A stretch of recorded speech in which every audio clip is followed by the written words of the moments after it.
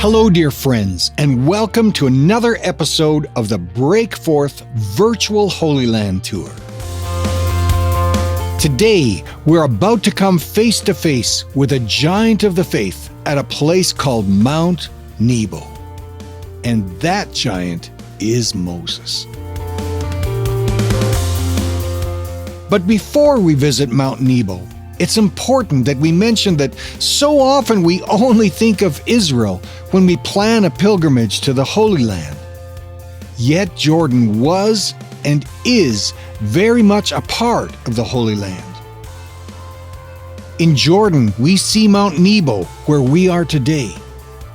We see Machaerus, where John the Baptist was imprisoned and beheaded. We see the place where Jacob wrestled with God. We see where Elijah was taken up to heaven, and where John the Baptist baptized Jesus, and so many more biblical places. So with that said, let's head up to Mount Nebo. According to the Bible, Moses ascended Mount Nebo in the land of Moab, which today is the kingdom of Jordan.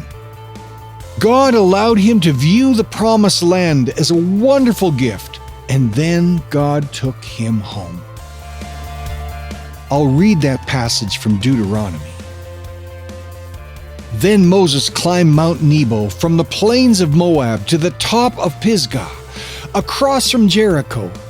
There the Lord showed him the whole land, from Gilead to Dan, all of Naphtali, the territory of Ephraim and Manasseh, and the land of Judah as far as the Mediterranean Sea, the Negev and the whole region from the valley of Jericho, the city of palms as far as Zoar. Then the Lord said to him, "This is the land I promised on oath to Abraham, Isaac, and Jacob, when I said, I will give it to your descendants. I have let you see it with your eyes, but you will not cross over it." And Moses, the servant of the Lord, died there in Moab, as the Lord had said. So let's take the same view that Moses had on that day, when God allowed him to see the promised land. You will then get an idea of how significant this view was and is.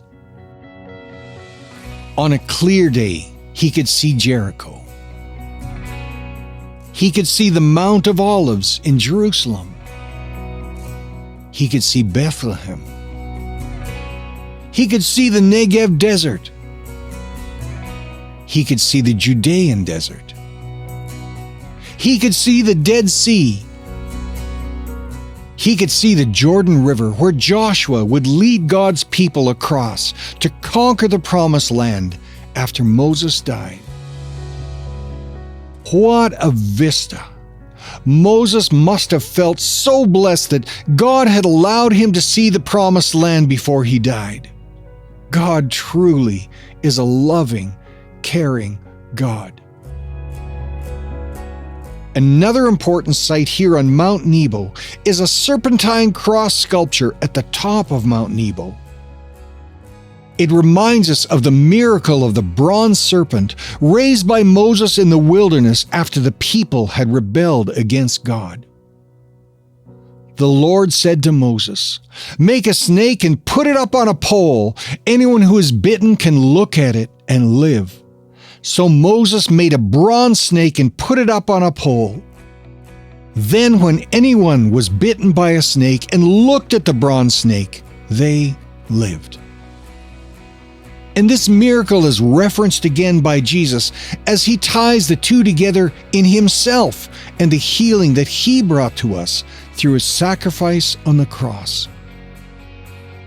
Just as Moses lifted up the snake in the wilderness, so the Son of Man must be lifted up, that everyone who believes may have eternal life in him.